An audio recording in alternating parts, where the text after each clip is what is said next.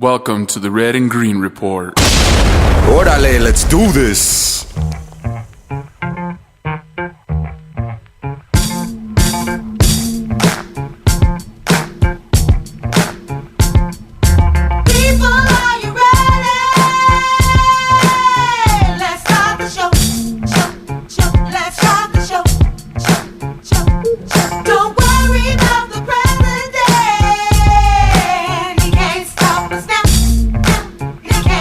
Yo, we are at the Red and Green Report podcast, episode 2. The unofficial sponsor for this podcast is El Papaturo Papusaria. If you haven't had a pupusa, you need to check out North 4th and Osuna. Those pupusas are the jam, yo. Go check it out.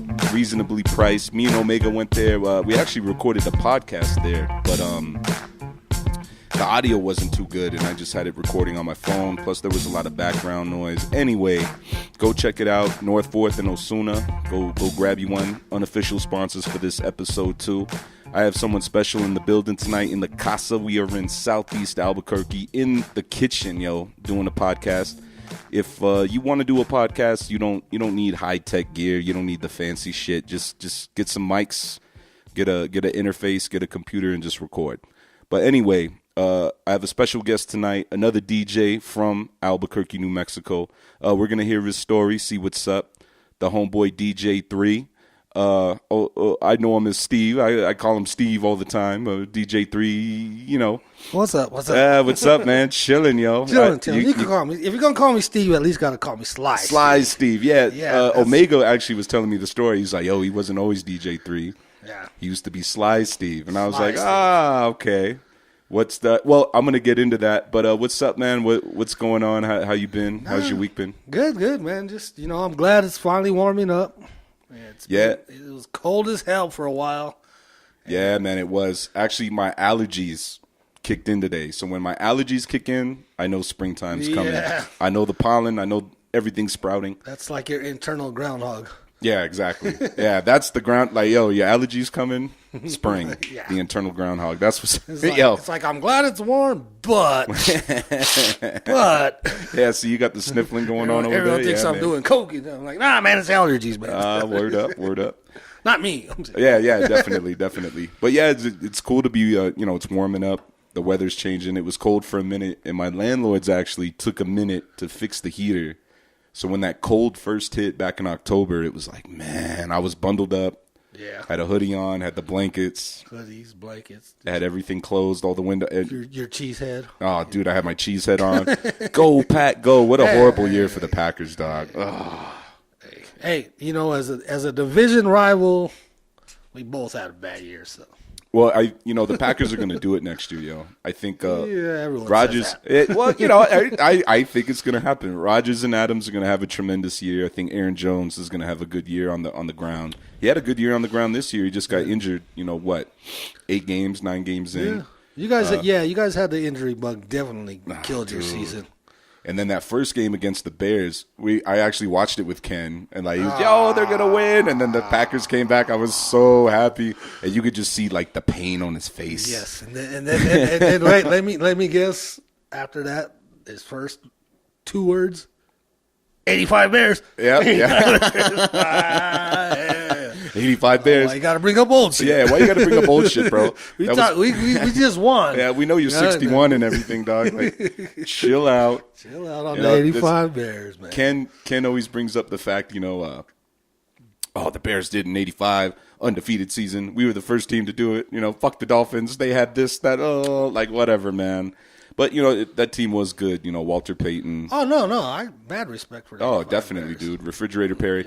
And, I meet Bear fans all the time. Ken and Cindy, definitely cool Bear fans. You meet some asshole Bear fans. You meet some asshole Packer fans, bro. Yeah. That's just the way it is. It's fans. Yeah, it's fans. You got your assholes. You got your cool ones. You got, you know what I mean? Definitely, man. That's the way it goes. That's sports. We'll see what happens this year with the NFC North. The Norris, as what's his name? Berman calls him the NFC Norris. Yeah. I don't have any expectations for my Vikings. They're So you're from Albuquerque, right? I'm from Albuquerque. How did you become a Vikings fan? Well, here's the funny story: is like everyone tells me that. That's like Oh, a yeah. question that I get from everyone. Oh, yeah. They're like, "Oh, are you from Minnesota?" No. Ever been to Minnesota? No. Why are you a Viking fan? Okay. When I first started getting into football, I think I was like 10 or 11, and I was watching Super Bowl 11. I think it was. It was the Vikings and the Raiders. Mm-hmm. And everybody was gathered around, and everyone was like, "Oh, we're watching the Super Bowl, da-da-da." And I was a little kid, and I was like, "Oh, who you going for? Who you going for?" I was like, "I don't know." And everybody was going for the Raiders. Of course, New Mexico, Albuquerque, everyone's Raiders fans out here. Yeah. And the reason I actually started liking football is because I used to think I was a little quarterback, I sling my little football around, okay. Nerf football and stuff. Slide Steve, the QB. Yeah. And so anyway, when I started watching, man, I for some reason because I was a little skinny kid, and I was, the same as Fran Tarkenton, man. Like when I play sandlot football or out in the street, man, and people start coming at me, I'm like, I was a little skinny kid. These big old dudes coming at me, I started running. And so, like when I started watching Fran Tarkenton, I was like, oh, that's me. You're just running all over the damn place. You know what I mean? Yeah. So anyway, so when I started watching that Super Bowl, I was like, oh, I like Fran Tarkenton. So I was like, and then one of my friends, I forgot who it was, he told me, man, you got to pick a team. You got to pick a favorite team. And I was like, well, I'll go with the Vikings. Word. And it just stuck. Yeah. You know what I mean? You like the purple people eaters, man. Yeah. Oh, yeah, that defense was beast. Oh, yeah, That defense man. was beast. So what year was that when you picked the Vikings? Ah, man, I don't remember the year. I know it was like Super Bowl 11, I want to say. Okay. So that would have been like 81? No, not 81. No, a little bit. Yeah, 71. way before that. Yeah. 71, 72, something like that. Oh, okay. Because like I said, I was like 10 or 11. Mm-hmm. So, yeah, that's how that came about. Uh-huh. And then, but later in life, I liked Terry Bradshaw. And I think if I went to like, gotten the, what do you call that? When they They merged to the NFL. No. What's the word I'm looking for? The ultimatum, like my friend said, you got to pick a team. Okay, yeah. If I would have waited it out, I think I would have ended up being a Pittsburgh Steelers fan. Okay. Because I still always like the Pittsburgh Steelers. I like Terry Bradshaw. I like, the colors. I love the colors. Oh yeah, You know those what were I mean? actually my high school colors, man. Oh really? Yeah, the Hanau when I went to high school in Germany, man, we were the Hanau Panthers. We were black and gold, so Yeah. everybody wore Steelers gear. Oh, dope. Yeah, man, and they even wore the Pittsburgh the Pirates hats with the P. See, Panthers. that's you know the what other I mean? thing too. Is I was a big Willie Stargell fan. I love the Pittsburgh. When I was, I would say about 10 to 15 years old, I had a Pittsburgh Pirates hat. Mm-hmm. Man, I couldn't go anywhere without that thing. Man, I wore that thing everywhere. I was like, yeah, this is my hat, da da da. And then one day it just disappeared, and I have no idea what happened to it. Oh man, we got to get you a gift, bro. When's your birthday? It just passed. Oh, we'll get you a Pittsburgh hat. Yeah, my birthday was on Super Bowl Sunday this year. Oh snap! Yeah, ever since they moved the Super Bowl to February 3rd, in February, because my birthday's February 3rd, like every 3 or 4 years, the Super Bowl lands on my birthday, so it's just cool because it's like I feel like I'm having a big old party. Oh, Everyone nice, shows up. Yeah. They spend millions of dollars on commercials. I'm like, yeah, it's all for me. There's food. There's beer. Food, there's beer. Yeah. I don't know where I get. Is it okay that it's on a Sunday? I mean, you don't have to like go to work or anything the next day. Well, actually, because I work, at the LA Underground. Yeah. Every year when my birthday's on that Sunday, Smooch tells me, "I'll see you Tuesday." When I get off on Friday, he's like, "I'll see you Tuesday," and I'm like, all right, cool. That's what's up, man. Yeah, we're done. He already knows. That's the way it should be. Yeah, if it's your birthday. Like since I've been teaching, and my birthday, like for the past 4 or 5 years, has fallen on a weekday. So it's kind of like I could take the next day off, but it's a pain in the ass to get a substitute. And then you got to give them the plans, and then you got to do this, you got to do that. Yeah. So I just go to work. But it's cool because, the kids know it's your birthday because they ask you. It's like one of the first questions they ask you on the first day. When is your birthday? Oh, November 29th. And, the parents are cool. The kids are cool. They give you the gift cards. They give you the Starbucks coffee gift card, Chili's. And it's a good time. But I think, this 2019, my birthday falls on a Friday. Oh, dope. So that'll be fun. So that'll be fun. You got to definitely do that'll be something my for that. 36th birthday. Jesus Christ. Oh, my God. Yeah, I know. No. Man. I don't know what I'm going to do when I get to your age. Oh, man. Gee, so what age were you when you picked the Vikings again? 10, 11? I was 10 or 11. Yeah. What elementary school were you going to? I went to Eugene Field Elementary. Bro, we have more of a connection. Well, my father was the school nurse at Eugene Field. But back in like 08, 09, 2010. Yeah. Oh, But yeah. So Eugene Field, did you grow up in that neighborhood there? Yeah, I grew up actually probably 3 blocks from there. Oh, wow. Yeah, because Eugene Field was on Edith, and then the next street down was Arnold, and I grew up on that street, but a block north of that. Okay. So I actually grew up, it's funny because I grew up right next to Creamland Dairies. Yeah. Yeah. Right across the street from there, and one of my uncles worked there. And like one of the perks was he always had like I guess like right before the ice cream and milk and stuff was going to expire. Yeah. They had to get rid of it.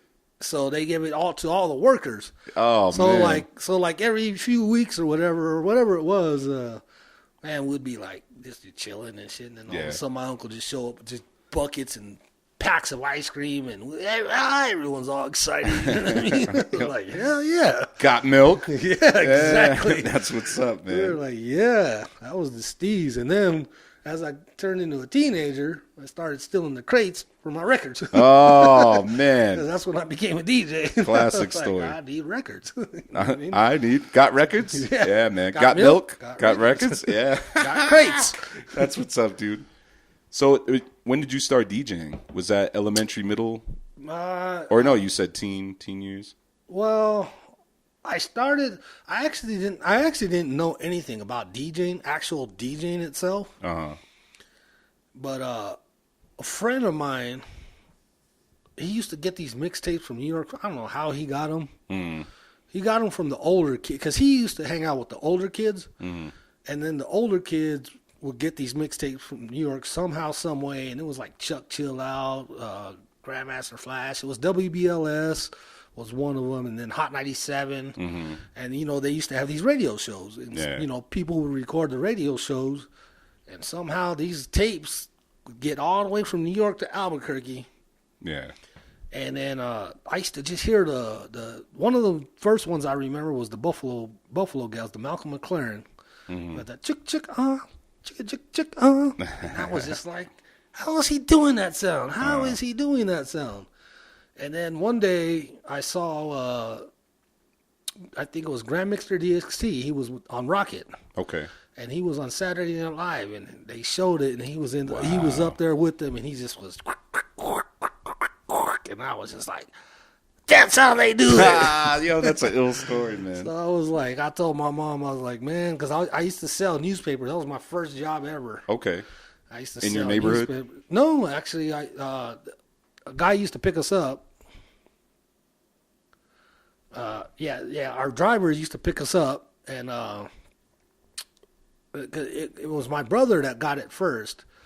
And then he was like, well, you want to make some money? Because, we were dirt poor. And I was like, well, I want to make my own money so I could buy my own things. And so anyway, my brother, he's like, well, just let's sell papers. Mm-hmm. You only make a few bucks a day, but back then that was a lot, you know what I mean? Yeah. And so anyway, I was like, oh, whatever, I'll do it. So I started with the route, man. They put a big old bag on me, and I'm walking down 4th Street, big old bag of papers. But it was good money. It was cool because back then 4th Street was like the real, like, industrial and like business part of Albuquerque at that time. Okay. You had all the people that were doing anything and everything from like making money. Yeah. So these cats, they were making a lot of money for that time. Mm-hmm. You had the car dealerships, you had all the restaurants, you had people that were doing at that time. It's big now. It's like everyone does it, but like at that time, it wasn't like graphic designs and stuff, and making signs or whatever. Mm-hmm. So these cats had money. You'd go in there and be like, oh, take them a paper. They'd be like, paper was like a quarter. They'd give you $1. You keep the change. You'd be like, Nice. sitting there like, whoa, all right, cool. Word, man. And I was like the rich kid in high school. You know what I mean? Because I wasn't like, I didn't have a car or nothing or like that. But like all the money I made selling papers, I'd go like buy nachos and snacks and everything. And I'm like, you get all this money from? Yeah, that's what's up, man. Newspapers. You had a hustle selling newspapers. Got a job. Yo, man, I think Omega's at the door. I told him to come in. Yo, I'll be right back. That's good. Perfect time for a bathroom break. Okay, cool. So anyway, that sidetracked me a little bit. But anyway, the whole point of the paper route was when I saw Grand Mixer DST scratching, I was like, oh, he's using turntables. So that was my new goal. You know, instead of spending money on whatever, nachos, Vans, baseball cards, I was like, I'm saving up all my pennies and I'm getting some turntables. Nice. That was my next mission. I was focused. I was like, I'm going to get some turntables. So I saved, like $500 or whatever. I didn't know how much turntables costed. You know what I mean? Yeah. And then I gave it to my mother, and I said, Mom, you can go out and buy me some turntables? Yeah. She's like, sure. And she took my money, probably went to bingo or something. Okay. She comes back like a week later. She's like, oh, I got you your turntable. And she brings me this little stereo, like, you know how they have back in the old school days, they had like the boom box with the... No, it wasn't even a boom box. It was like a home stereo. Okay. Had it had a turntable on it. Yeah. But it had the cassette player and this. It wasn't what you were looking for. I was like, no. Like, no. Like, there goes my $500 out the door. No. But it kind of worked, and it kind of like gave me a teaching because I could still scratch on it. You know what I mean? So I put a little, paper towels on it or whatever. Okay. To make it slip. And then I had to get another radio, like a clock radio. Okay. And every time the radio station would play a song that I like, I would just let that song play, and I would play. So it'd be coming out of one speaker, and then my stereo would be playing a whole different sound. Okay. So I didn't even have a mixer. So I was just hitting the little button on the radio that would mute it. Like it had a little button, like if you change the programs. Yeah. And if you push on that button, it would mute it, and that's why I just be like, "There's a little ticket." Nice, dude. So I had to do that, and then finally, I think I was in ninth or 10th grade. And then finally, when I graduated, me and my best friend Ray at the time, well, he's still my best friend. I've been known this guy for 40, 50 years. Word, man. But we were like, man, let's save up. So we got a job at Furs right out of high school. Nice. And we finally figured out, you know what I mean? We found, outlets. We found a place called Pro Sound Stage and Lighting, and they're still around, PSSL. And we just happened to run across a catalog, and we're like, we saw the 1200s were there. That's pretty much the standard industry still to this day that turntable DJs use. Yeah. And we're like, oh, and at that time, they were only like $300 each. Okay. And now they're like, actually, I think I got mine for $250 each. Wow. Now they're ridiculous. They're like $1,200 Yeah, each. super expensive. Yeah. So we're like, all right, let's do it. So what we did was like we saved up enough to get one. And we chipped in for one turntable. Yeah. And then we chipped in for a mixer. And then we chipped in for another turntable. So eventually we had a setup. It didn't take us very long, maybe like a year. And we were ecstatic, you know what I mean? Yeah, definitely. Only problem was we had a Radio Shack mixer, and it was horrible. Like, yeah, it wasn't that great. Yeah, faders sucked. We didn't know though. We just went to Radio Shack and got a mixer. Yeah, like, you learn as you go along. We were happy in that it at least blended and did what we wanted to do as far as mixing wise, but scratching wise, it didn't cut it. Yeah. So it took us a couple years to learn, and we learned about Gemini scratch mixers and stuff like that. Eventually involved the transformers and this and that, and eventually our skills got better. Yeah, obviously with the better equipment. Oh yeah, but it was a learning curve. Okay, definitely was a 4 or 5 year learning curve. Just to get from point A to point B. Yeah, but we eventually did it, and And like I said, I just like when I first, like I said, I just wanted to scratch. I saw Grand Mixer DXT, and I was like, oh, I want to make that sound, da da da. And so all I did was scratch for like 5 years. I just cared about scratch. You had an interest in what Yeah. you specifically knew what you wanted to Yes. do with the turntable. Okay. And then ironically, because I heard your last podcast with Omega, he was talking about Larry, the guy, one of the guys that Okay. kind of like winged him on. Okay. And he was talking about his dad, Larry Somerville. Mm-hmm. His brother also was a DJ, David Somerville. Okay. So this guy, his name was Scratchmaster V. He was older than me, obviously.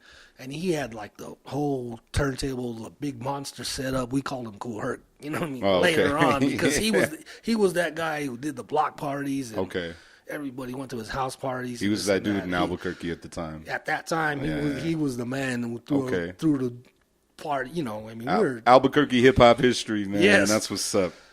And so anyway, a guy that used to go to his house all the time when we used to, go practice, or I didn't practice it, we just watched them and be like, oh, stealing ideas. Yeah, word up, man. But Larry's brother, David Somerville, like one day he's like, hey man, you got a good ear, da da da, you can scratch good and this and that, but you got to learn how to mix. I was like, I do? He's like, yeah. He's like, you got to learn how to beat match and this and that. So he actually got me, and he's, he'd pull 2 records out. He'd be like, look, this is this tempo, and this is this tempo, and this pitch does this, and it brings it up to match this tempo. To match the BPMs. Yes. Yeah. And back then, we kind of relied on BPMs, but not so much as nowadays, you know what I mean? Because everything is computerized and everything like tells you this is that, and this and that. Back then, you kind of had to do it by ear. You kind of had to be like, well, you kind of had to realize this beat's a lot faster than this beat. You got to slow this beat down. You know what I mean? Yeah. You got to use the mixer. So he like showed me that, and then he was like, he taught us like, because like when you start doing clubs, I was like, I'm gonna be doing clubs. like I'm not in it for this. I'm just trying to scratch records. You know what I mean? Okay. And so anyway, so that gained my interest as far as beat matching and making mixes, and like, because I'd hear them mix and I'd be like, oh, that's dope. They'd put 2 songs together continuously, and like, I was like, oh, okay, it just keeps the groove going, whatever, this and that, this and that. Yeah. So I winged on that. And I was like, oh, cool, this is cool. You know what I mean? So that's when I started buying records, because I was like, oh, okay, now I want to mix my own records. Yeah. The way I want to hear them, whatever. Okay. So that's what got me. I think this was probably about 88 or 89. Nice. When I started really buying, like, because before that I used to buy the LPs. Okay. Just because I liked them. Like, my first record I ever bought was The Message by Grandmaster Flash. Okay. From Budget Tapes and Records. It's because I love that song, The Message. I love that song. Yeah, man. And I went there and I saw that album and I was like, oh, man. And I just bought it. Okay. And then after that, I just started, I started collecting LPs. Nice. But then, like, when David, he started teaching us how to mix, he was like, oh, yeah, but you can put this instrumental to this a cappella and, so many combinations. Variations, yeah. So I was like, so that's when I started going out and buying singles. Okay. For that reason. Mm-hmm. And that's where I started building up the singles collection, and that's where it really started taking off, because I used to like all the electro stuff, like the West Coast electro stuff. And basically all the stuff that everybody was starting to pop and breakdance to. Okay. At that time. Mm-hmm. And then because of that kind of put me on. People were like, oh, man, you should make a little mix for my routine, because I was starting to get sharp on the mixing and all this and that. Okay. And they were like, oh, do a mix of our routine, this and that. And one thing led to another. And then next thing you know, I got to a point to where, like, David was like, he's like, I think you're ready to do the club. And I was like, oh, and snap. at that time, I mean, like, we don't even have clubs like that here at all. But It's way different. It was a place called the Safari. Okay. And it was right now, I think it's still, the building is still there, but I think it's a soccer complex. That's how big it was. Where was this? Osuna and Jefferson, I want to say. Oh, okay. Way up there. It was way north. Yeah. All I think Omega's at the door this time. right, another break. 2 seconds. All right, cool. Armed and dangerous. Armed and dangerous. Omega in the spot. Sorry. Cool, man. What's up, Omega? It's cracking. I don't know what's bracket. Just chilling. Just chilling. This guy. So, okay, we were talking about the club. What was the club called? The Safari. The Safari. That was You're ready for the club. Say 87, 88. And I was nervous as hell because that place used to hold like 1,000 people. Wow. And this guy, and the cool thing about it though was like the DJ booth was like way like 30, 40 feet up. So it wasn't like you were like right in their face. You know what I mean? Not like it is today where you can. Yeah. Excuse me, sir. Can you play the remix to Timberland and Magoo? Can you play this song off my phone? Like, Yeah. You're like, Do you have an aux cord? they didn't even have a phone or aux cord. Fuck is an aux cord? Yeah. You're like, you hear what I'm gonna play? God damn it! That's all you get. Mm-hmm. But yeah, I think the first time I did bad. Yeah, man. I can remember my first shows. Like when I first started emceeing, it was like, okay. Like Yeah. people kind of look hands in the pockets, like, hurry up, get off stage. You know. I'm sure it's different for a DJ though. Yeah. Well, I wasn't, like I said, I wasn't even ready for it. I don't think I was, but like I was, like I told you, David, he was forcing me. He was like, "Oh, you're gonna do this. You gotta." You know what I mean? You have to. He was the type of guy that like pushed the baby bird out of the nest. You know what I mean? It's like, but it turned out good though because of that. You know, it got me to. Yeah, it's a learning process. Yeah, exactly. Because otherwise, I would have probably just been like, oh, whatever. I'll just stay in the bedroom and DJ, whatever. Yeah. You know what I mean? Yeah, you got to make that jump. It's a learning process. You got to fail. You got to learn from your mistakes. That's how you get better. Yeah, of course. So what? Okay, so you said 87, 88. This is when you're doing the the Safari. Safari. How long did it take for you to go back, or how long was it before your next gig? Do you remember? After that, but see, that was more like a. I mean, it was like there was a lot of people. It was like a dance party. Mm-hmm. But at the same time, there was b-boys and stuff there. Okay. And like that's what they focused on me on because I had a lot of like the West Coast electro type shit, like the Ice-T stuff and the LA Dream Team and all that stuff. Like back then, they used to like to pop and break to. Yeah. And so that's when they would throw me on. They'd be like, okay, now it's your set. You know what I mean? Like the dance stuff they would do because it was more like I wasn't too familiar with it because it was like more of the stuff that they were playing in the New York and LA clubs and Miami clubs. Okay. So they kind of took care of that. And then they're like, when the B-boys came on, they were like, oh, okay, we're going to throw you on now. Nice. This is yours. It's your turn. Yes. It's your time to shine. Yeah. So it took me a few years after that to realize as far as the club scene, you know what I mean? 2 or 3 years out of high school, I started realizing, oh, okay. Yeah. Trying to hook up with chicks and all that. And I'm gonna play this. Oh, you like this Debbie Deb? Oh, okay. Yeah, Debbie Deb, man. Yeah.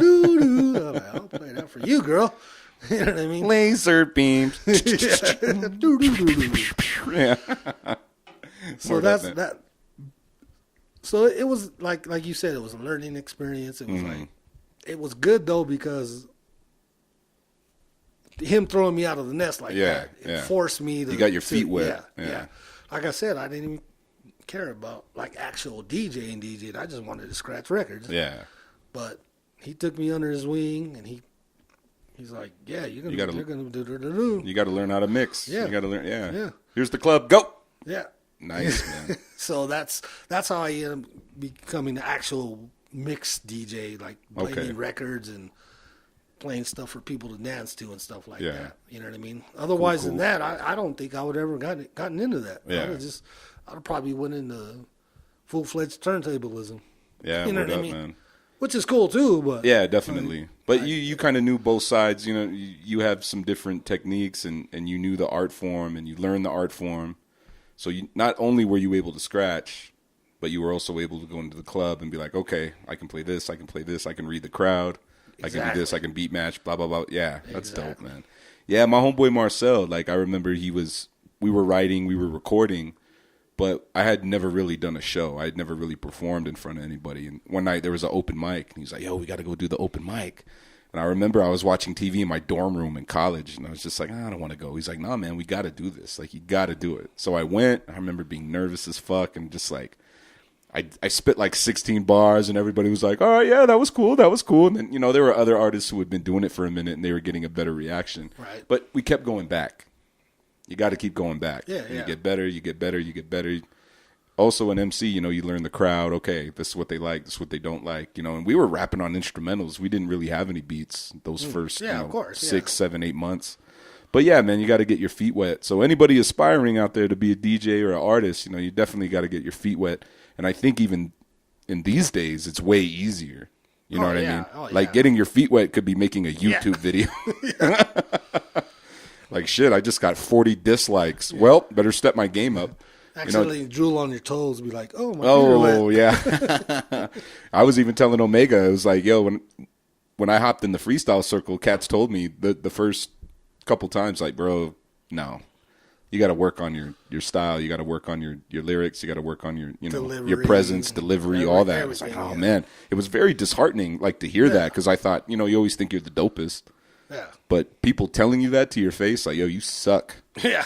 Work. You know what I mean? So, yeah, that was definitely helpful. But so after the safari, after doing, what other places did you play in Albuquerque? Back then, there was like, I can't remember. There was it's still there. It's a city building. Omega might know. Right next to Los Altos Park. That building. What the hell was good? No. It's the city building. Oh, yeah, it's called Los Altos. Yeah. That's what. Where the pool building is? Yeah, I'm trying to remember what the name of it was, but that was another popular place, Okay. and I played there a couple times. That was a little more intimate. That was smaller, and that was more like you had to play like the adult shit. You know what I mean? 'Cause, Okay. You know, I think I was 20 when I was doing that. Never gonna give you No. up. It's Never it's gonna. the actual building. It's the actual building that they do the paperwork for the baseball fields. Right now at this. Yeah, it's on Los Altos. That's Yeah. part of the city, yeah, for sure. Yeah, and they used to let us do. I think it was still the city property back then, but they used to host because back then the city was very involved as far as getting the high school kids Yeah. someplace to go. Okay. You know what I mean? Yeah. I don't see that too much. I could be wrong, but I don't see that nowadays. Yeah. You know what I mean? Me and Omega had the same conversation Yeah. in the podcast, and there's a lot of stuff. And actually, my plan for this podcast was to read off a list. I apologize. I'm going to have to do it the next one. But there's a lot of programs for the kids. But it does seem like back in the early mid '90s, there were a lot more things that the city was trying to do as far as. Yeah, they would get the kids. Matter of fact, one of the biggest b-boy breakdance events that ever happened was at Albuquerque High School when I was still in high school. Okay. And that I don't know what Albuquerque High's gym holds, but that place sold out. Wow. And so they did a second one. They had to move it to Civic Auditorium. Wow. Yeah, you probably don't even know about that. Ah, man, I don't. Yeah, that was a place historic for Albuquerque. It was like a concert venue. It was right off of Martin Luther King and right off the freeway. It's where Okay. St. Joe's is. Or what? It's where St. Joe's is. Yeah, right. St. Joe's? Okay. It was just northeast of St. Joe's, right in that little corner tucked in there, and it was a dome. Okay. It was like a dome building. It was perfect. It was like probably like I want to say 5,000-6,000 people, Yeah. but it was a perfect spot. They used to the main thing they used to do was when wrestling first started. They used to do the Wow. before the WWE Uh-huh. and before WrestleMania and all that. Mm-hmm. It was all the big wrestlers used to come here. Yeah. And that was because it was circular, you know what I mean? Yeah. And they had big boxing fights back then too. But I wasn't into boxing, so I didn't Well, really word. follow that. Mm-hmm. I used to go to the wrestling matches, and that was dope because it was like I said, it was a circle, old Yeah. school cats, Ted DiBiase, the Sheik, Yeah. old school wrestling cats, man. Matter of fact, we went to watch the fight when Ted DiBiase lost to the Sheik and he had to retire. Oh. The Sheik beat him in that building in Albuquerque. You know what Yeah. I mean? And that's pretty big for like. Oh, yeah. As far as big as that wrestling scene has got, that's pretty big to have definitely. that match here. But I was too young. But I've heard like cats like old school. I can't name them because, like I said, I was too young. Yeah. But I've heard old school rock legend cats. Like, big band names have gone through that venue. Yeah. One I've heard was Motley Crue. That's probably one of the only ones I remember. You know what I Yeah. mean? Because like I said, I was a kid. Yeah. Actually, my first concert was what was it? It wasn't a rock concert. It was like, man, I was like 6 years old, I think, and they just took me. I was like, all right, cool. Yeah. Cool. I can't remember. I'm gonna have to ask my sister. I was like, "What concert did you take me to?" You know what I mean? Yeah, man. Let me know. I was like, I didn't even like at that time. I didn't even care. Like when I was 6 years old, I don't know what the hell I was into. Yeah. Probably sports. Uh-huh. You know what I mean? I wasn't into music at that time. Like I Okay. said, I didn't get into music until hip hop came in, and I was like, "Oh." Yeah, definitely. Heard Rappers Delight, and I was like, "Ooh, What is that? fucking dopest shit ever." I want to be with that. I want to get Yeah. down with that. Yeah, man. And now I'm like, "Oh, that was cool." Yeah. I just learned that they stole all their rhymes, but it's all good. It made me a fan. You know, I didn't know any better. You know what I mean? I was Word up, man. Yeah. 9 man. years old or whatever. So, with the DJing, especially in that time, and Omega and I have spoken about this a lot. You really had to dig for records. I mean, you really had to go. You had to go to the store. Well, and you had- actually, in my time, you really didn't. Oh, Because okay. I'm old as fuck, and that was the only choice you had. You couldn't go get CDs because CDs weren't invented yet. Well, yeah. So any record store you Yeah. went to, you didn't have to dig. It's like you were like, Oh, it was there. But yeah. I mean, if you're looking for something, it's at you- that time. but It's you still had to go to the store. yeah, oh That's yeah, my yeah. point. Oh, Yeah, okay, okay. okay. Yeah, you still had to go to the Okay, store. I thought you meant like dig, Yeah, like nowadays digging means like I got you. oh man, Yeah, you have to sift through oh, shit. man, I'm looking for this classic joint. Da da da. But You'd be like, yeah, You still had to go to the store. yeah, still you had to, physically okay, there had it to get is. on the bus and Yeah, go to the yeah, store okay. and You had to save up your pennies. save up your pennies. And what were the stores that you went to get those records? Back in my days was Budget Tapes and Records. That was my spot because it was the closest to me, Okay. and that's where the Zone resides now on Central. Wow. So the Zone used to be The Zone used a to record be- store. So we used to do our little rounds. So we used to do the Zone. Mm-hmm. I mean, Budget Tapes and Records where the Zone is. Okay. We'd go get our records, and then if we didn't, if there wasn't, because we'd go like at least once a week, Yeah. and sometimes there wouldn't be new records or Yeah. whatever. It'd be like Yeah. So then we'd go right next door, which is all kinds of stuff now, Yeah. but just south of the Zone, that all those little spots, On Harvard? yeah, Yeah. I don't know what they are now, sandwich shops, all kinds of shit. Uh-huh. Yeah. All those spots Chiba Hut? were the general store. Oh, okay. And that was a big ass, it was pretty big. I mean, not that big, but, it held all those spaces. And that's where we used to go get like our Vans. Nice. And like, they used to have like the rock t-shirts and all the spikes. My friend, he was into the spikes. So he'd get all the spikes, for his hat and his shoes and everything. On the wallet? And, Yeah. And that's, actually, they used to sell fat shoelaces there. That's when we were first. The fat laces, they used yeah, to have man. the fat laces. Mm-hmm. So we'd get the Vans, the checkered Vans with the fat laces, and just lace that up. And so that was our little shopping part right there because it was close. You know what I mean? Yeah. And that's funny because I don't know if you guys remember Hands Across America. Oh, yeah. It went through Route 66. Wow. And we just stumbled upon it because we were going to the record store, and it went right. Matter of fact, it was funny because there's a page on Facebook called Remember in Albuquerque When? Okay. And some guy, he posted a picture one day, and he had that, and it was right where we were. And I was like, looking, I was like, am I in that picture? But I didn't see myself. But it's funny because we joined it because it just happened to be there, and we were there that day. Okay. And we're like, oh, what the hell, why not? Oh, wow. Yeah, I'm looking at the page right now. It's going to take some scrolling.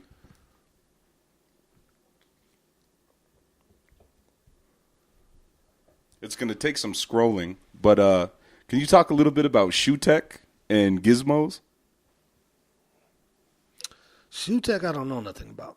Okay. You live right there. You live right I there. don't know nothing about Shoe Tech. I remember Gizmos. Oh, can you speak a little bit about Gizmo? I didn't really shop at Gizmos a lot. I wasn't into the camouflage or the Dickies or whatever. Like, I was just... So Gizmos was the shop. Omega's passing me messages like, yo, ask him this. Ask him that. The fucking sticks, dog. Shoe Tech's right there. I don't know nothing about Shoe Tech. Gizmos. So Gizmos must have been the Terrys for me. Yeah, kind of. Yeah. It Okay. was more of a military police shop. Yeah. We made the best of it. Okay. Military But police Shoe shop. Tech's Yeah. where he grew up, so that's you walk over the bridge with four homies. We go get a pair of Converse for $22. Oh, okay. See, I was a Nike guy, so Yeah. probably why I don't know. Word up, man. Damn. But I never. Where was Shoe Tech? It's where that Papa Wolf's is. Oh, the thrift store. Yeah. Now. There used to be a shoe store. Remember? They didn't sell Nike, like you said. Oh, they didn't sell Nike? Sold the Reebok Classics. That's why I always wore those. Never Cortez. No Cortez. No Cortez. Only Reebok Converse, Cons. Yeah. Reebok Classics. Okay. BKs, LA Gears. Yeah, that's that. You got me on that one. No idea. You're a hood, homie. Wasn't Sly Steve style, man. So Guess not. Your first DJ name was Sly Steve. My name was Why Sly Steve? Like, was that just something that popped Well, up? like when I first started DJing, I didn't really have a name. Mm-hmm. I was just basically like DJ Steve. Yeah, yeah, like, word. Steve's gonna be on. Well, back then they didn't really announce the DJs. They were just do your thing. And you didn't really. I mean, you could have had a name. Mm-hmm. I mean, I never really had a name. You know, everyone was just like, "Oh, Steve, oh, he's a DJ in high school and this and that, whatever." Uh-huh.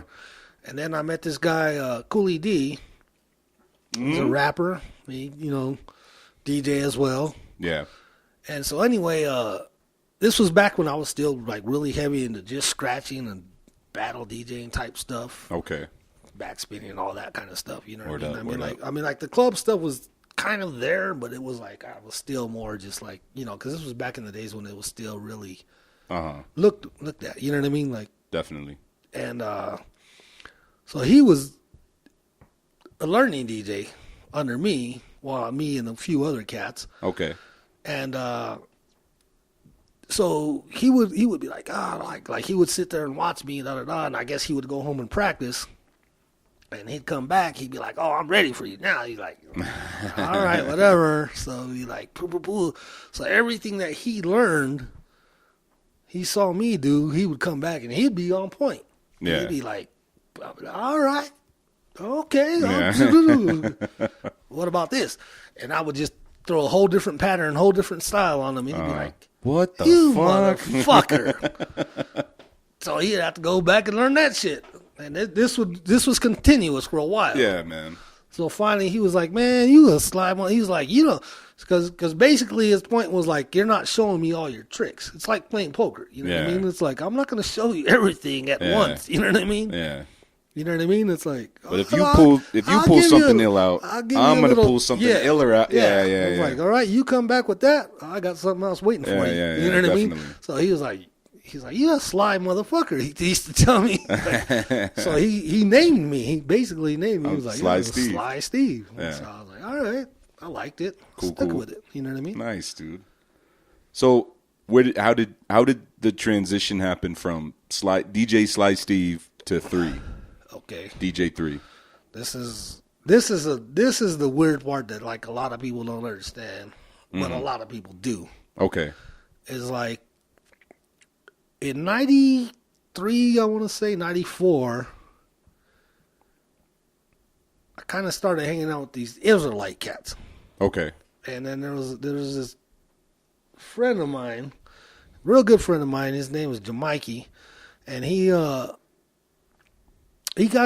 kind of like got me into it. You know what I mean? Mm-hmm. He was like, because at this time, to be honest with you, man, I was a few years out of high school. Mm-hmm. I was a young adult. Yeah. I had no career path. I had no idea what the hell I was going to do with my life. Yeah. And I just, it's just weird because I just happened to meet this guy, and he was just like, he was real. Like I said, the Israelites at that time, they were like, they had their own beliefs, their own religions, but it wasn't necessarily geared toward like, I mean, like there was faith, there was this and that, like all religions, but their focus was more like about yourself and what you're going to focus on your own life. Okay. This and that type of stuff. And he kind of like got me like, my wheels started churning. Yeah, something sparked in your brain and you were like, okay. It's like, so I listened. And I was like, yeah, this is a good path. You know what I mean? It's like, okay. It seems like a good focus. Mm-hmm. Everyone's going in their own direction, and it's like, believe in what you want to do and believe in yourself and believe in your life.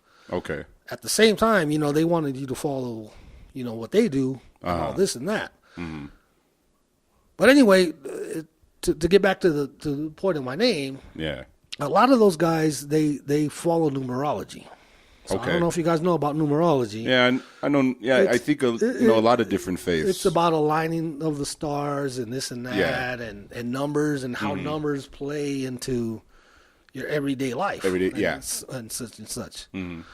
And so anyway, he tells me, he's like, well, if you want to make this a business or a career, or because back then I used to do house parties for like $50 or whatever. I would drag my turntables, crates of records. Well, it comes with $50, and of course, drinking beers. What I mean? Like, oh, cool. I was like, to me, I was like, cool, shit. I'm like, I never made money doing this. You know what I mean? So anyway, he introduced me to the whole numerology thing. So I was like, so I started studying it, and then I figured out, like, I started reading upon like how they have a thing called a power number. Yeah, and it goes by a combination of your birth, your name that you use, and then your professional name. Okay. And so what it is you use your date of birth. Combine it with what your actual name adds up to, and then you come up with a number, a final number, your power number, and then that's your power number. So, like even a lot of celebrities will like have numbers in their names. Yeah, and it's for that reason. That's where it comes from. Yeah. Okay. Or they'll just change their name. They'll add like whatever, add a couple letters just to where their power number changes to matches up with their power number. Yeah. And so well, go ahead. Yeah. So anyway, my number just happened to be 3. Okay. And it's also the day of my birth, 3rd. Right. And it just all made sense. And you know what? And the funny thing is, I was like 3. I was like trying to think of 3 whatever. 3 of kind or whatever. I was like, and then I don't know why I just said, well, DJ3, fuck it. DJ3, yeah, man. I just go with DJ3. Simple as that. That's my power number. I'm gonna go with it. Mm-hmm. And the funny thing is once I started accumulating that established that as my DJ name, the weirdest shit. I never even cared about DJing like mainstream clubs, never cared about being on the radio. All of a sudden, people just started hitting me up. A lot of positive things started happening to you. Money things. I'm talking about like, yo, I'll pay you $300 to do this. People started hitting me up to do car shows, this and that. Cats started hitting me up. I'm starting to make beats for them. I'm doing car shows with them. I'm DJing at the Tingley Coliseum for these rappers. And just like, it seemed like almost overnight. Yeah. Like once I made my name DJ3, it was like, wow, man. Whoa. Just blew my mind. Okay. You know what I mean? And that was weirdest. But I still believe it was in that faith. You know what I mean? Yeah. Because like my friend told me, he's like, you got to go whatever, da-da-da. Yeah. But I wasn't expecting it. It was like weird. You know what I mean? Because I was engineer with studio. Mm-hmm. I was just doing all kinds of stuff after that. You know what I mean? And it was like stuff was coming. I wasn't even expecting it. I think as long as you're leading a positive lifestyle and you think positive, positive things are going to happen to you. Yeah, of course. So if you move yourself towards something that you believe is positive and it's also positive towards other people, positive shit's going to happen. Yeah. So when you made that transition to your name, not only did you just, I mean, it was more than changing the name. You were learning something. You believed in it. You made the transition, and, yeah, positive things started happening to you. So word up, man. Yeah. Yeah. That's dope. Yeah. It turned out to be good. Yeah. Turned out, yeah, man. For a long time. I mean, you weren't, like, lighting the sandias on fire and rolling rocks down the hill and ringing on doorbells and running and fucking breaking other people's records. Nah. Maybe you did. I don't know. I've heard some stories about other DJs who did that shit, but nah, man. Wasn't me. But can you talk a little bit about how you got to spin for Kiss FM 97.3? Let me use the restroom. Oh, yeah, man, definitely. Let's take a break. Again, along the lines of, like I said, when I changed my name to DJ3 through the forms of numerology and whatever, things just started coming out of the blue. I have no idea, like I said, things were just coming to me. Yeah. Like, I wasn't even asking for these things. They were just coming. Yeah. And then at that time, I was doing a lot of mixtapes. Nice. And I was putting out a lot of mixed CDs through the LA Underground. Okay. And then MQ, who was already DJing on Kiss, he comes into the LA Underground one day, and he's like, "Hey, man, I heard your mixes are dope, da-da-da. I was wondering if you would like to come spin along, at Kiss FM. Spin at Kiss FM." But at that time, I was doing so many club gigs. At this time, I think it was Brewster's, Sauce and Raw, basically any popular club, the G Spot, any popular club at that time. The clubs are coming after me, like, "Yo, man, you're bringing the crowd. Can you come through?" And so I had to I feel bad like now because, we'll get to that later, but like years later, I ended up working with him for like 7 years on air. Okay. But at the time when he asked me, I had to turn him down because I just really didn't have the time. Okay. Because I was doing Busy so many cat. club gigs. And I was like, maybe later on, whatever. He's like, "Oh, that's cool, whatever, da-da-da. Maybe, eventually it'll work out, whatever, da-da-da." So anyway, I'm doing clubs, da-da-da, this and that. So then finally I'm going to say about 5 years later, early 2000s, I finally said, that's when I find, there was this guy, rest in peace, DJ Trauma. He came from Florida, and he just came and killed radio out here. Okay. At that time, our mix shows were okay. Our DJs were okay. Mm-hmm. But nobody really had, like, he used to get these things that were called X-Mix records, and they were like pre-produced records. Mm-hmm. And they had like intros on them and like extra beats to just make it sound really clubby, really hyped up. Yeah. And he came in and he used to just play those back to back, and he was in the clubs and he was on the radio and he was just killing it.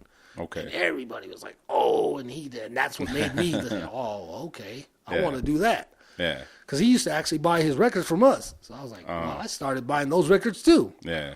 And I was like, okay, I'm ready for the radio. Nice. And the funny thing is this one cat, he's like, "Man, you got to be on the radio. You got to be on the radio." And he came and he took me to where Kiss was at the time, which is at the Big Bank building. Yeah. And he took me to his program director, and I actually did a live audition. Like back then, most of the time people like send in a CD or a tape or whatever. Yeah. This is my mix. This guy he had turntables. He was like, "Okay, let's see what you got." The turntables are set up, and I was like, "Really?" 5, 4, 3, 2, 1. You're live. And at that time, I didn't have a lot of radio records. You know what I mean? Because at that time, I was spinning more like underground type stuff or dance type stuff for like b-boys and stuff. Okay. So I did a mix with like the records that I had. Mm-hmm. And he told me, he's like, "Man, you mix good, you're clean, this and that, da da da, but you don't have the records that we're playing." And I thought to myself, I was like, "Well, I heard you guys give away free records that you're playing, and that's the whole reason." Yeah, I heard you guys got a stash. Yeah. So like, what's up? I'm trying to get those records. So anyway, he actually turned me down. He knocked me down, and I was like, all right, whatever. So I kind of like forgot about it, and I was like, whatever. And then that's like I said, when MQ came years later and asked me, and then I turned him down. So I was like, well, it came full circle because then like DJ Automatic, he was at KISS at the time. Yeah. And he's like, hey, man. He's like, you ready for radio yet or whatever? And I was like, I'll give it another chance, whatever. Okay. I was like, but you got to give me records. So he's like, okay. He comes with like 2 crates of records. Nice. Everything they were playing on the radio at that time. Yeah. And he's like, practice with this, da-da-da. I was like, all right, well, you want me to send you a demo? He's like, I already know you can mix. I already know you do. He's like, just practice with these records, and then we'll put you on. Nice, dude. Just like that. And it was like, no audition, nothing. I was like, cool. So anyway, I did that, and that's how I got on KISS. And I was doing that for a couple of years. A couple PDs went this and that.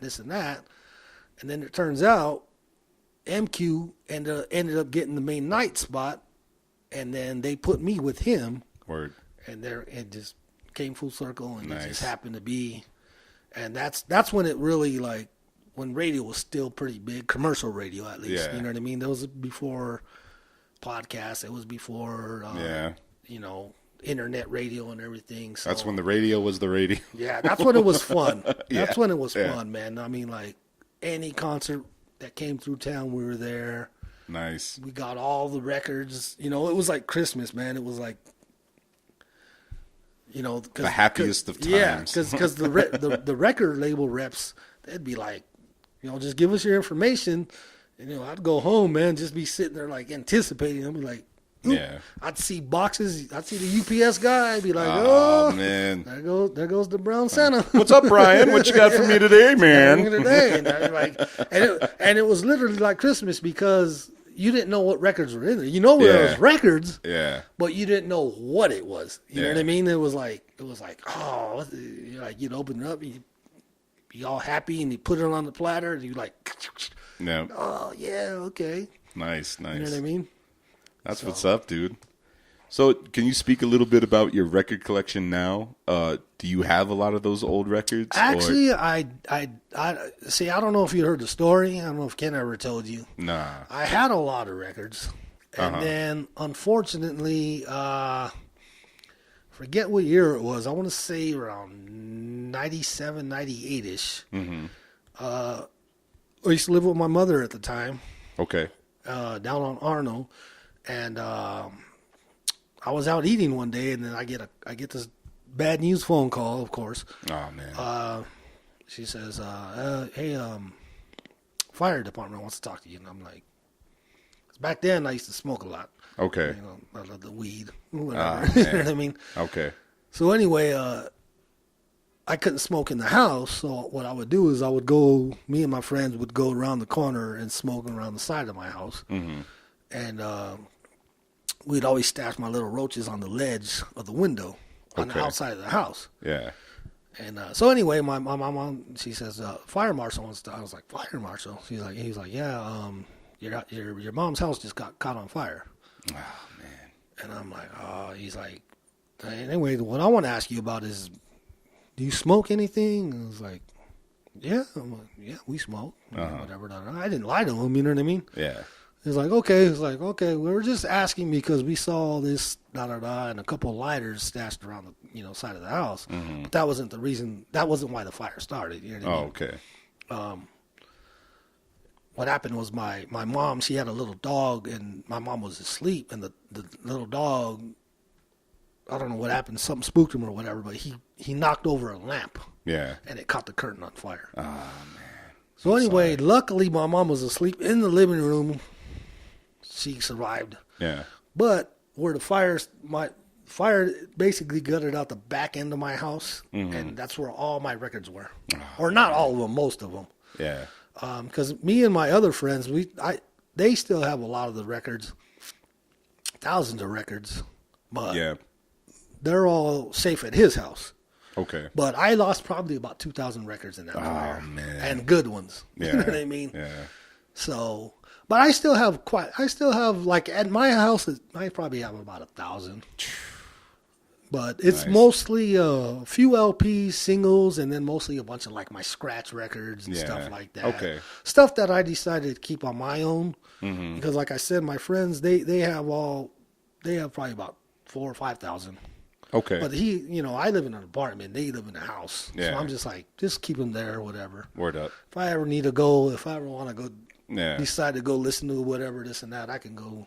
Hey man, chill with can I borrow this record? Yeah, Or these records? Yeah. Cool. But yeah, unfortunately, I lost a lot of records during that. But the funny thing about it is like that like because I used to be like real. I guess you could say stingy with my records, and like I used to be like, nobody's borrowing my record, no one's this and that, and da da da, and after that, I just kind of like it just kind of like let me realize like, you know what, you can hold on to whatever you want, but it could be taken from you just like that. You know what I mean? So you can't just, you got to realize that like it's good to cherish things, but at the same time, it's like materialistic things, man, and like just be happy you're alive. You know what I mean? They could be gone in an instant. I mean, I could have been home. I could have been in my room. Definitely. Dude. I could. Yeah. You know what I mean? I mean, I lost some records out of it, but I'm still alive. Yeah, word up, man. You're still here, yo. Yeah. So, That's it's a life lesson. You know what I mean? Yeah, man. It taught me to be more relaxed with like things that I have. You know what I mean? Yeah. It's like, Again, man, a learning process, bro. Yeah, that's what's up. So, what are you doing these days? Where you spending at these days? Not many places. Okay. I mean, I'm doing like I do a commercial mix show, like a top 40 for KLB. Okay. About every 2 or 3 weeks. Yeah. Okay. And that's like, top 40 stuff. But I mean, it's just it's not even to be relevant or anything. It's just because it's like, I guess to force me to practice. You know what I mean? Otherwise than that, I would just be lazy because I'm real lazy nowadays. You know what I mean? I don't like to do much. It's like I was telling you, like when you asked me to do the podcast, I said, I was like, let me do a little mix. You know what I mean? Yeah. And that's why I did the mix earlier, which you guys, you'll set up the link. Yeah, man, we'll set up the link and we'll play some jams on the podcast I was like, itself. but I just did mostly like a bunch of mid 90s like hip hop, mostly East Coast type stuff that I liked back then. I was like, I just want to throw a little something together. Yeah. You know what I mean? But like I said, it just keeps me going. Yeah. As far as practice, I guess you could say, or just wanting to mix or whatever. Yeah. You out, Omega? I'm out. Where you headed? You heading to the canvas? Nah, Peasy for Sheezy? Nah, shit. Okay. Hey, man, we'll talk to you soon, yo. Be cool. Word, man.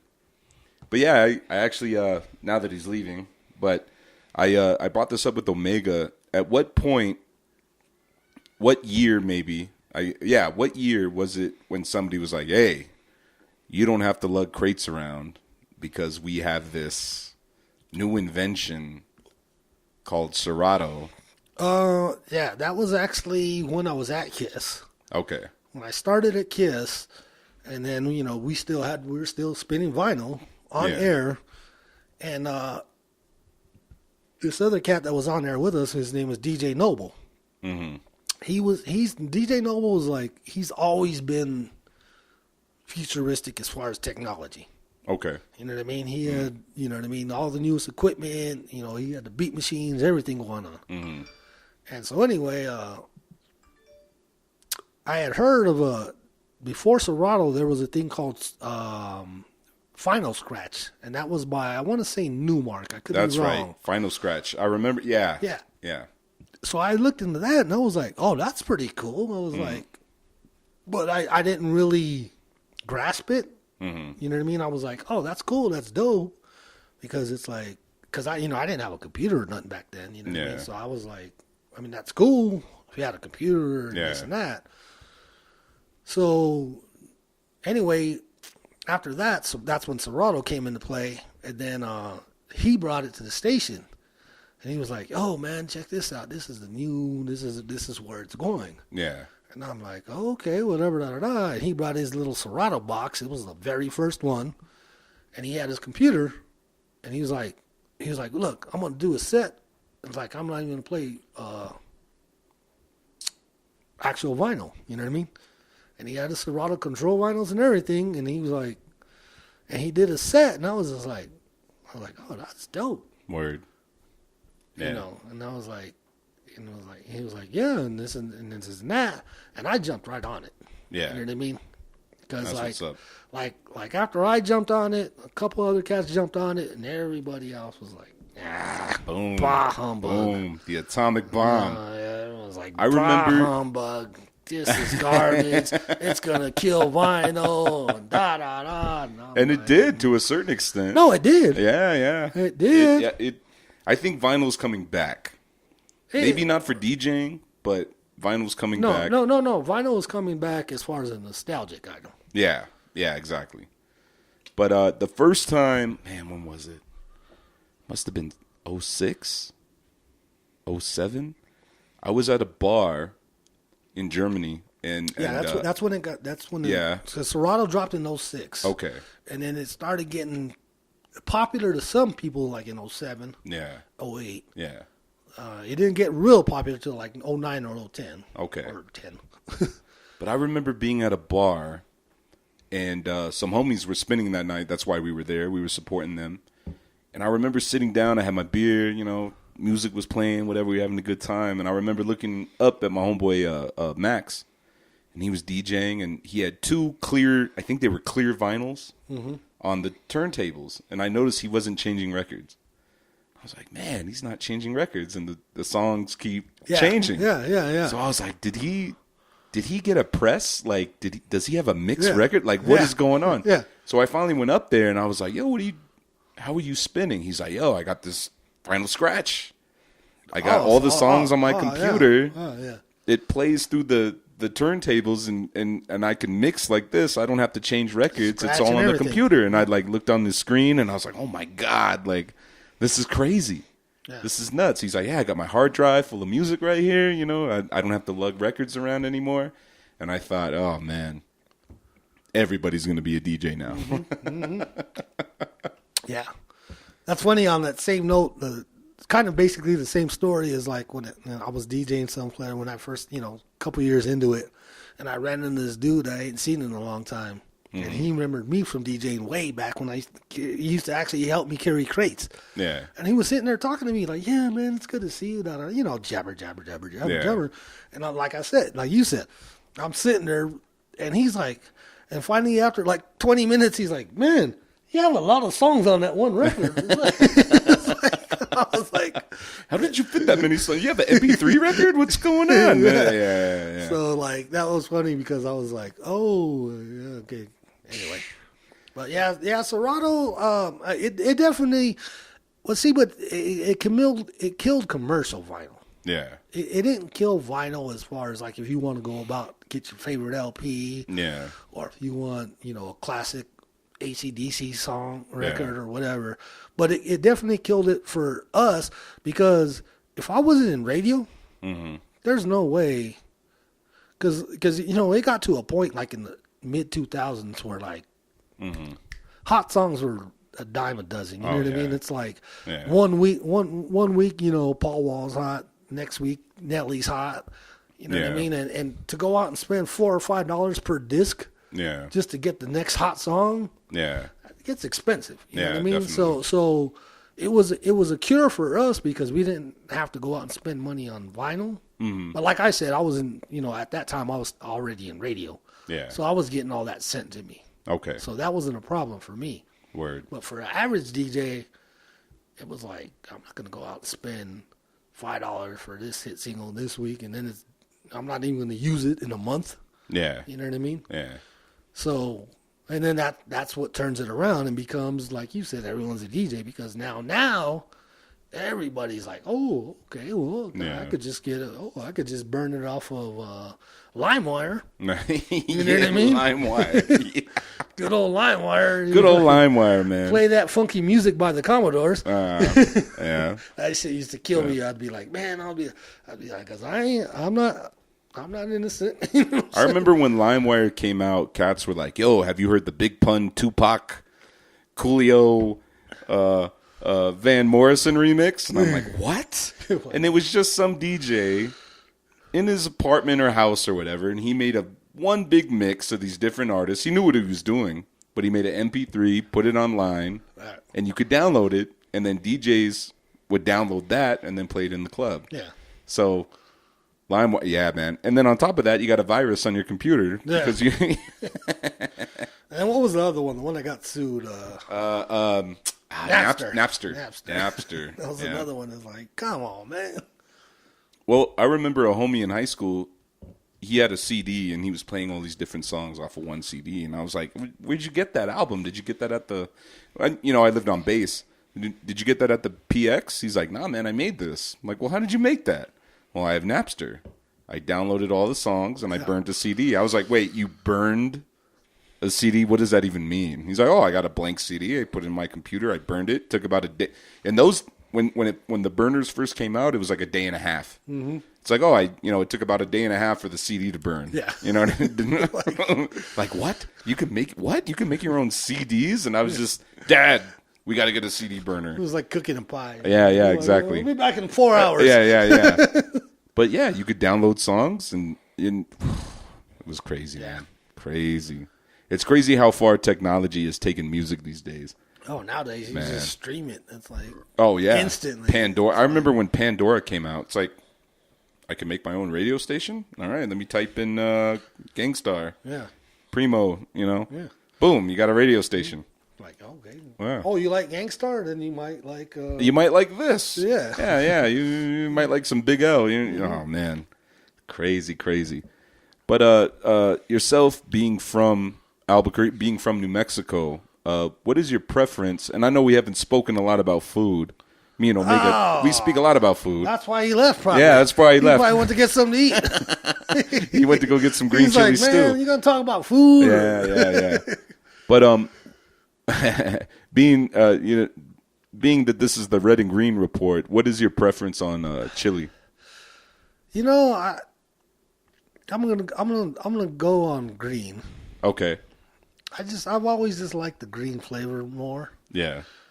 I like red. You know what's funny is like when I was growing up, one of my homeboys, his grandmother, she's still alive to this day, and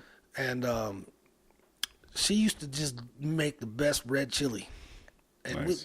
this was where we were like high school, and we'd go out and get buzzed, smoke weed, drink whatever, and we'd come home, we'd be starving, and there'd be like, she would have all kinds of food, and all we would do would get the red chili that she'd make, and just warm up the red chili, and just get a bag of tortillas that she'd make. Oh man. And just sit there and get full, just dipping Homemade tortillas. Homemade tortillas, and just that's it. Yeah. That was our meal. Yeah. Red chili and tortillas, just scooping it, like sweating. Yeah. Oh, it's good though. It's good. It's good. It's good. Yeah. Keep eating it. Yeah. But I don't. For some reason, I just think because there's more of a variant to green chili. You know what I mean? Yeah. I mean, like you can make a green chili sauce. You can make a green chili stew. You can just Yeah. chop it up and throw it on some eggs. Yeah, man. Red chili is kind of more just like, what's red chili? Yeah. It's like, I got you. you know what I mean? Yeah. It's like, I'm more, if I'm eating like red meat, then I like red chili. Okay. Uh, Yeah, I think a red Navajo chili. taco. Yeah, I think red chili and beef definitely. Don't get me wrong, green chili and beef is good too. Yeah. But I think red chili and beef, the best shit ever. Yeah, that's hand in hand. Yeah, You know what I mean? Like I said, red. If I'm eating red meat, I'll go with the red chili. yeah. If I'm eating like chicken enchiladas, got to go with the green. Okay, Tacos, I'll go with the green. okay. Like I said, green chili stew. Yeah. Oh man. Of course, green chili green. One of my favorites. I actually have a recipe that one of my homies, his aunt made years ago. This was way before it was like, it's kind of popular now, but like this was like in the 80s. And she used to make a mean green chili pozole, green chili chicken pozole. Oh, wow. It's common now. Yeah. Back then, like, it wasn't. Everything was pork. You know what I mean? Pork. And I took that and I kind of like altered it, and like every few years I'll do it in, make a pot for the family, and they're like, man, this is the bomb. Yeah. It'll be the first thing gone. I'll make a big old pot and it'll be the first thing gone. Yeah. Yeah, because I actually, one of my first jobs out of high school, like I don't know if I mentioned it earlier, I would first cafeteria. Yeah, first cafeteria, man. And yeah. I started as a dishwasher, but I had a good work ethic. Yeah. And then I went up to bakery, and then I went up to vegetable cook, and by the time I left there, I was the head cook. Nice. And so I kind of like, You learned some shit. I learned some shit, and I was like, I kind of like this cooking thing. Yeah. You know what I mean? So ever since then, I started cooking for myself. You know what I mean? And it's a good thing. You know what I mean? It's Yeah, man. I try, like, I'll wake up one morning and be like, I'm going to make some gumbo. And I'll try it. I have a really good friend who I went to high school with, Randy. She lives in Minnesota right now. She's a really good cook. Her Snapchats and her Instagram stories, she's always posting what she's cooking. And I'm just like, oh, man, that looks amazing. I'm going to try that. And then I just, for some reason, I get discouraged. And I'm like, oh, I'll never be that good. Yeah. You know what I mean? I just got to start. Even it's like with the podcast. It took me a long time to start this podcast. So I just need to, like, buckle down and try it, fail, get better. Yeah, you know what I mean? But Like, do you have a go-to breakfast spot? not really. No. I mean, I do just because it's close. I go to the Frontier. Frontier, yeah. You can't go wrong with it's Frontier. it's not a go-to because it's good. Uh-huh. But it's not because like, oh man, that's the bomb breakfast. Yeah. You know what I mean? Yeah. There's it's just because it's close to home. Yeah. And it's like en route to work. Yeah, So I'm definitely. like, if I wake up late, and I'm like, I don't feel like cooking, because normally I like 5 days out of the week I cook breakfast at home. Oh, okay. You know what I mean? It's always Word. the same thing. Yeah. You know what I mean? Eggs, beans, hash browns. Yeah. Change it up, or I'll make oatmeal or Word. whatever. If I'm being lazy, I'll eat cereal. Yeah. And then, like, if I don't feel like cooking, I'll just go to the Frontier real quick. Oh, nice. You know what I mean? Yeah, man. Get some quick eggs and hash browns or whatever. Yeah. You ever been in Frontier when there's a tourist? Red or green? What does that mean? Yeah. I'm sure I have. I never witnessed that, but Oh, man. I'm sure. I think I'm cursed. I witness it all the time. Red or green? Red or green what? That's funny because like What's chill? my Aunt Becky, she's from San Diego. Well, she's from here, but her husband's in the military. Okay. And they moved around, and now they're basically in San Diego. But like whenever she comes here, Frontier. Frontier, She man. loves that Frontier. Yeah, that's where we take, when our family comes from out of state, Frontier. Man, you know what? We haven't been in a long time, but El Patio, that's where we would take a lot of family members from out of state. yeah. El Patio. I like yeah. El Patio. Yeah, man. Yeah. It's small.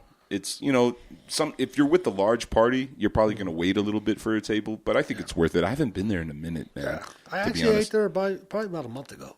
Oh, okay. Yeah. Yeah. I always get it to go though. I'll just go grab it and okay. take it. But, Yeah. but I don't think I've ever sat in there and ate there. Yeah. But yeah. I have a really good homie. He would go to El Patio and just get the chips and salsa, and he would have a big old brown paper bag. And the first time he did it, I was like, "Yo, what's in your brown paper bag?" He's like, "Oh, chips."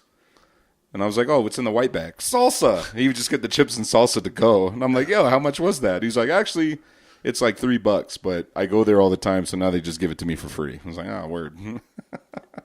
That was like works. 10 years, 8, 9, 10 years ago. Yeah. Wow. But man, That place has been there for a minute. yeah, it has, dude. Yeah. Yeah. That's how you know it's good. Yeah. When a place has been there for a minute, you're like, oh, Yeah. okay. They're Yeah. doing something right. Yeah, they're doing something right. Yeah, man. Their enchiladas are pretty. Their green chili chicken enchiladas. I think I've had them. Yeah, they're really good. Yeah, yeah. Not bad, not bad. But what's something you could say to the aspiring DJ that's coming up now? What would be something that you would want to tell them?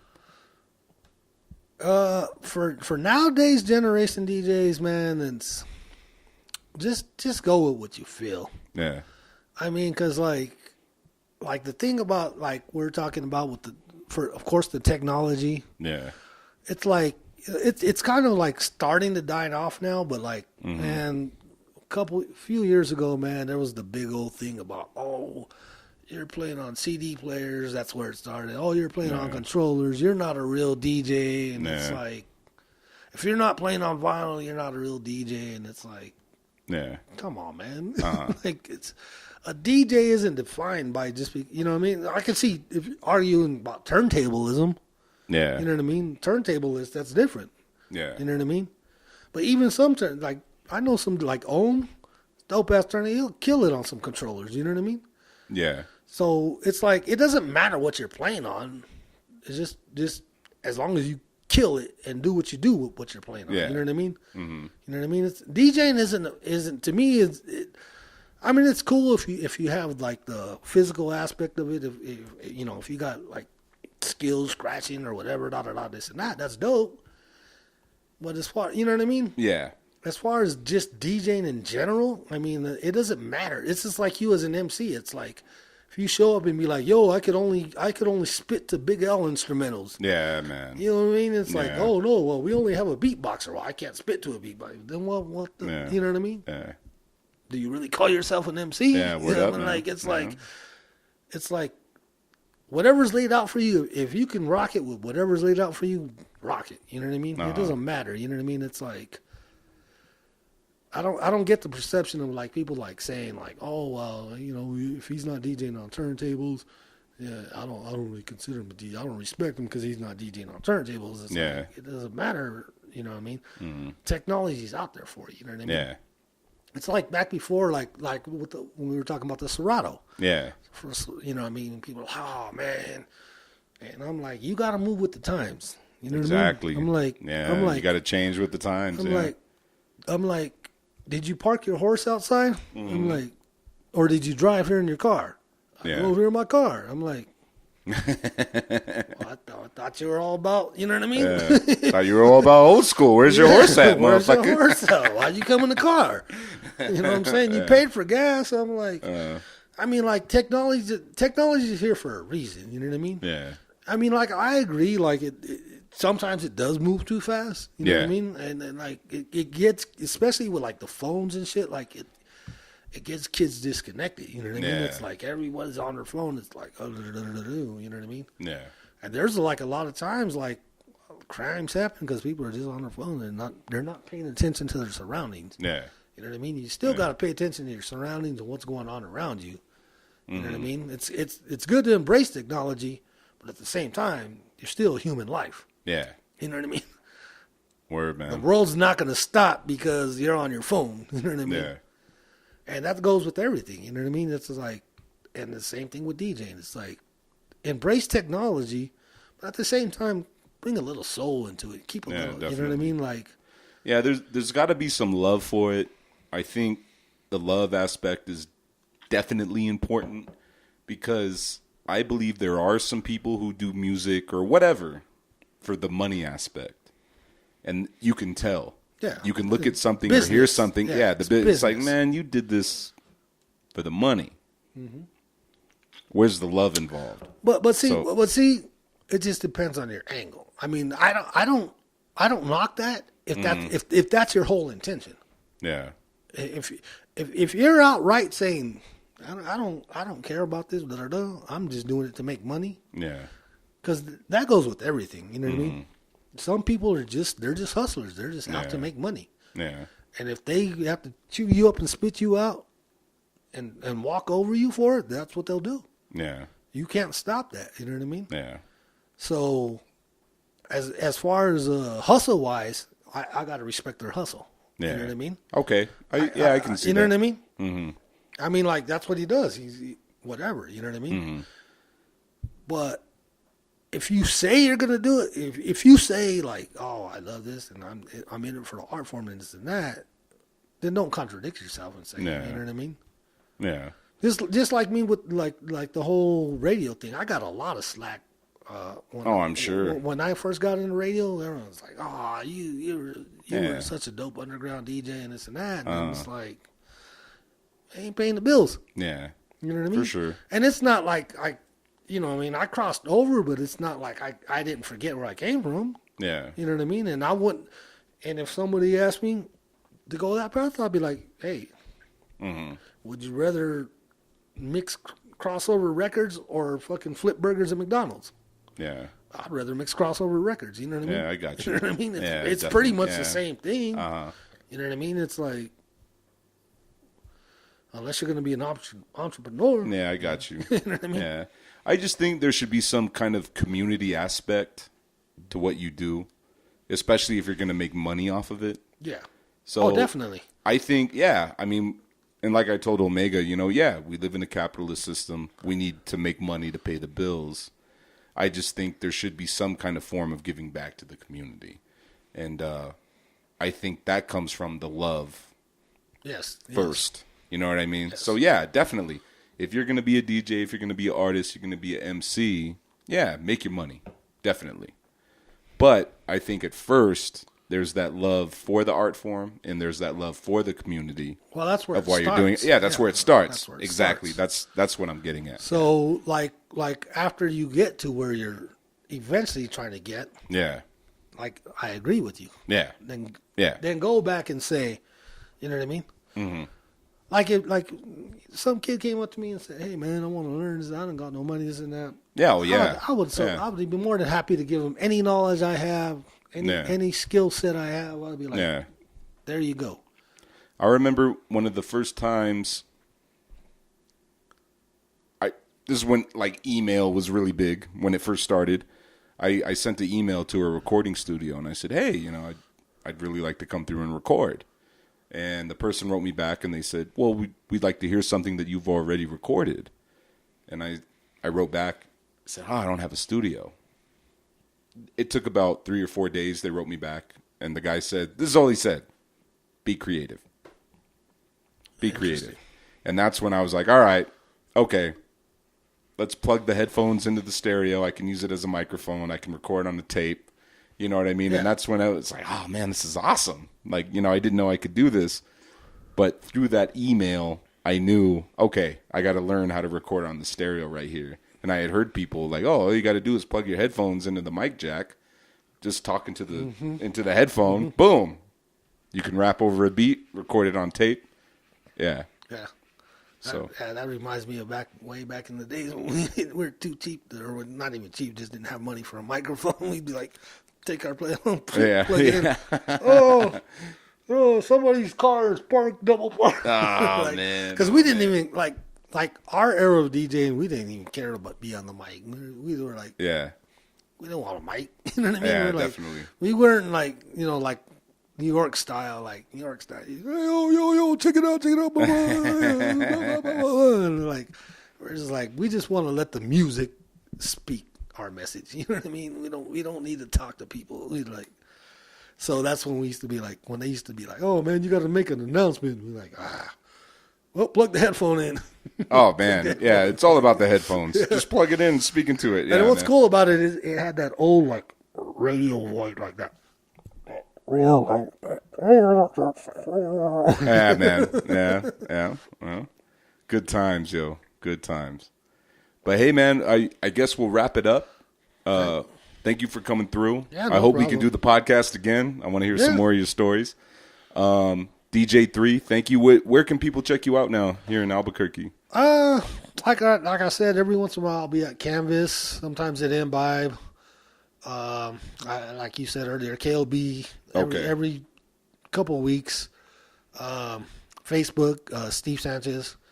Instagram, same Steve Sanchez, and nice. then I don't do the Twitter much. I have a Twitter, but it's at DJ3 Radio. But I haven't been on there in forever. Okay. Basically, I was more my Kiss FM thing. Okay. So I haven't been on there forever. Word. But yeah, other than that, man, I usually just pop in here and there, do a set, whatever. Slide in. Slide in, slide out. DJ, head on out. Like, I'm out. Hit Brickyard, get some pizza. Hit Brickyard, get some pizza. We got to hit Brickyard, get some green chili might slices. see you there. Yeah, I'll be there, man, definitely. Shout out to Brickyard, man. Yeah. Yeah, man. Well, cool, man. Thank you for coming through. Yeah. Definitely. Cool. Hey, yo, Appreciate you have just checked out the Red and Green podcast, Actually- the Red and Green Report. We've had a few beers. Thank you for listening, and peace. Peace.